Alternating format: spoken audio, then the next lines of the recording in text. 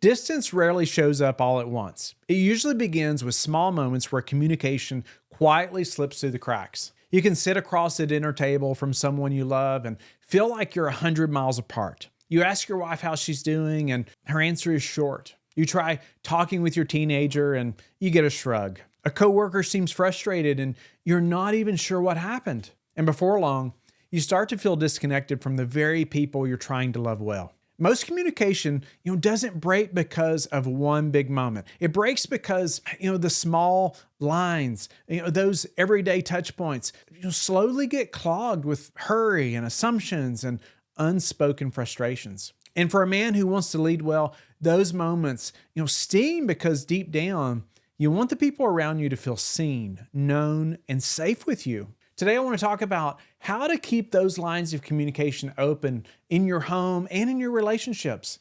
Not with complicated strategies, but with simple habits just rooted in scripture, habits that create trust, closeness, and peace. If you want to communicate well, the place to start is always scripture, because communication isn't just a skill. It's also a reflection of the heart. James 1:19 gives us one of the clearest instructions. Be quick to listen, slow to speak, and slow to become angry. Before you give an opinion, listen. Before you react, pause. Before you assume, seek understanding. Trust is built when the people in your life feel truly heard. Proverbs 20, verse 5 says, "The purposes of a person's heart are deep waters, but one who has insight draws them out." In other words, people rarely say what they're feeling on the surface. Your wife, your kids, your friends, they have things inside them that won't come out unless someone gently draws them out. That takes patience, humility, and curiosity. And Ephesians 4:29 reminds us to speak only what builds up and gives grace to those who hear.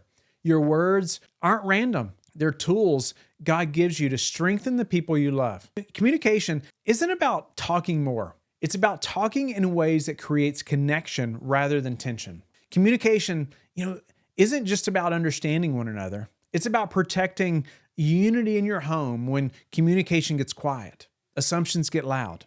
And assumptions are almost always wrong. When your wife feels unheard, distance grows. When your kids feel brushed off, their hearts close. When your coworkers don't feel safe, speaking up, frustration builds silently until it eventually explodes. But when the lines of communication stay open, something powerful happens. Your home feels peaceful, your relationships feel lighter, and the people around you trust your leadership because they trust your heart. Good communication is one of the greatest gifts you can give your family. It doesn't require perfection, just presence. So let's get practical. Here are a few ways to keep the lines of communication open, even in busy and stressful seasons. Number one, create small daily moments of connection. Most men, think connection requires long conversations, but often, what your wife or your kids need most is just small, consistent signals that you're present. Ask a real question at dinner. Sit beside your wife with your phone put away for 5 minutes. Make eye contact when your child speaks. These aren't big moments, but they create emotional availability, and emotional availability keeps communication alive. Number two, practice the second question. Most conversations die because we stop too soon. How was your day? Good. End of the conversation. But when you follow up with a second question, what made it good? What was tough? Right? You show genuine interest.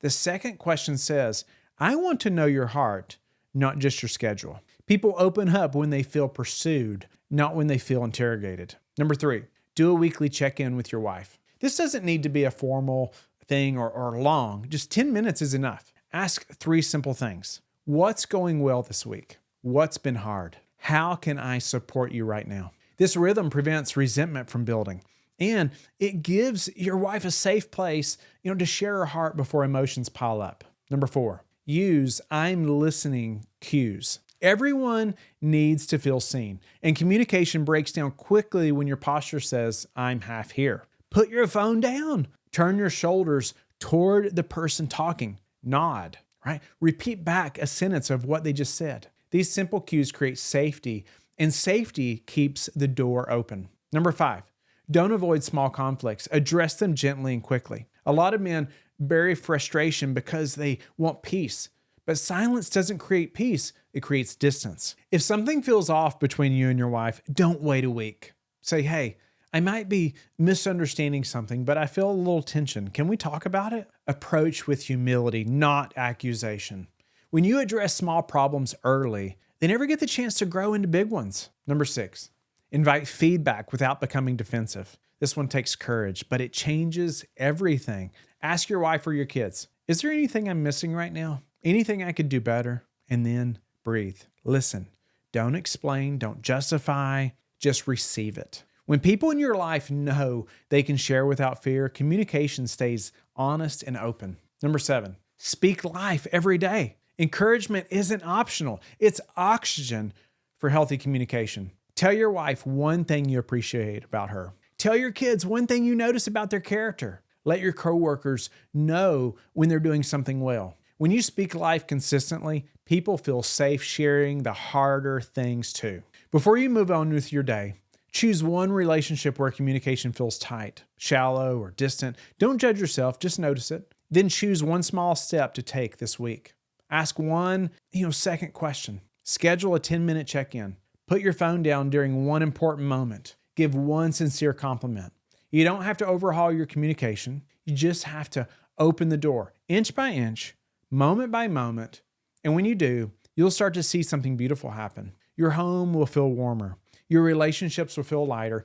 And the people you love will begin to trust your presence in a deeper way. You can't control, how anyone else communicates, but you can create an environment where communication can flourish. And as you do, you'll lead your home with the kind of humility and strength that reflects the heart of Christ. He's with you. He'll help you. And he'll use even your smallest steps to build a legacy of connection and love. Subscribe to the Courageous Men podcast so you never miss an episode. Will you share this with a friend who's been feeling distant in his relationships and needs the reminder to slow down and truly listen? Start by joining the Courageous Men community. Let's take action. Let's be courageous.